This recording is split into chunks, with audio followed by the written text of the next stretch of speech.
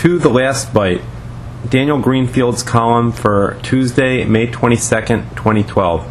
Daniel Greenfield's columns can be found at sultankanish.blogspot.com. To the Last Byte.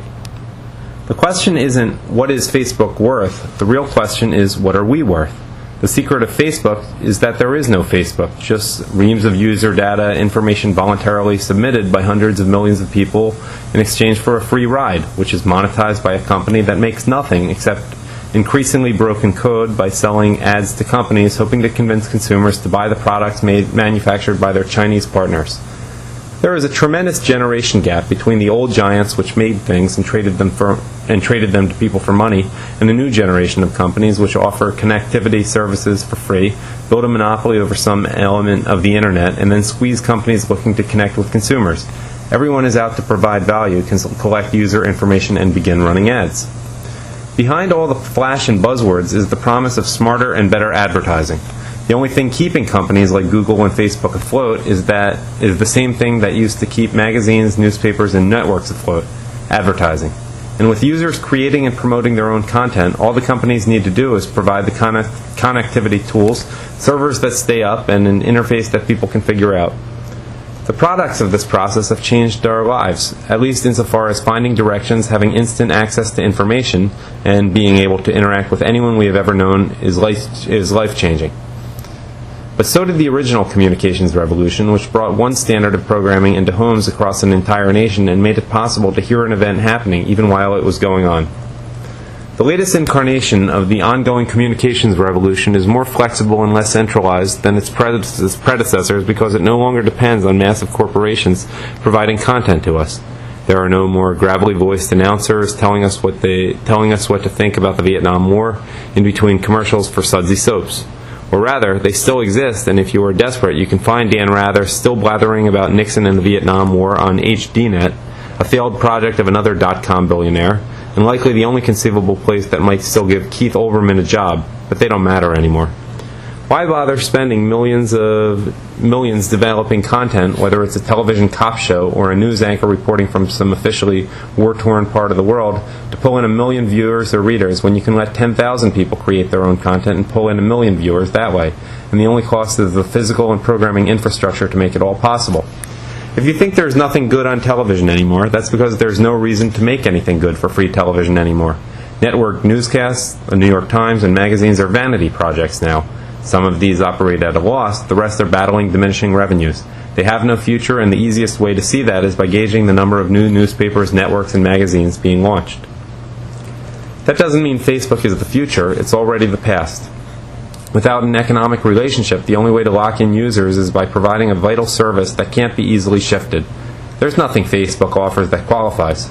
The morass of daily user interactions don't need to be moved. Its users will one day leave them behind.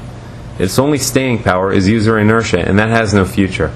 Google has managed to sink its roots far deeper into the lives of its users than Facebook, which, for all its intimacy, is just another waypoint full of user data that, like milk, loses value with freshness.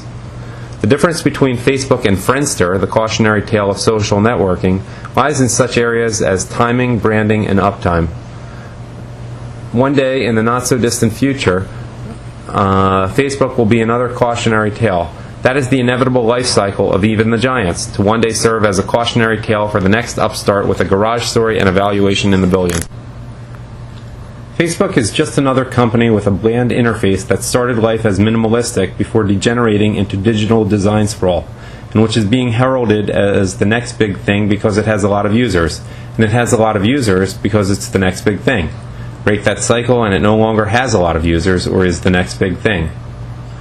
The media-rich obsessions of a bored society turned bland neurotics like Bill Gates, Steve Jobs, and Mark Zuckerberg into outsized public figures, as if they were the next Carnegie or Rockefeller. They're not. They're mildly clever toolmakers, adapting the work of more innovative thinkers or paying others to adapt it. They're not personalities or empire builders. They're not even the smartest kids in the class. Just smart enough to build a company based on doing one thing well and rarely learning to do anything else. That one thing can keep them afloat, lead to them being declared geniuses and trendsetters, but there's always another smart kid who has learned to do something else well, and that thing will also change everything. Facebook is worth noting and worth everything. Facebook is worth nothing and worth everything. Its value, like its content, is flash value, the explosion of the immediate, the unleashed energy of the moment. It monetizes the idle moments of people's lives, but it has no future beyond that moment. When the moment passes, it passes too. Its only power rests in the sheer size of its user base, in the aggregation of moments, the mayfly energy of distraction. So long as it appears to be growing, it appears to be of infinite value. When its growth stops, the collective moments will begin to diminish and the illusion will end. The triumph of Facebook is the triumph of a post-media marketplace where companies no longer know how to talk to users, and users are always bored and always moving on to something else. It's the triumph of accessibility and convenience for users and user data for companies which are no longer in the manufacturing business but in the branding business.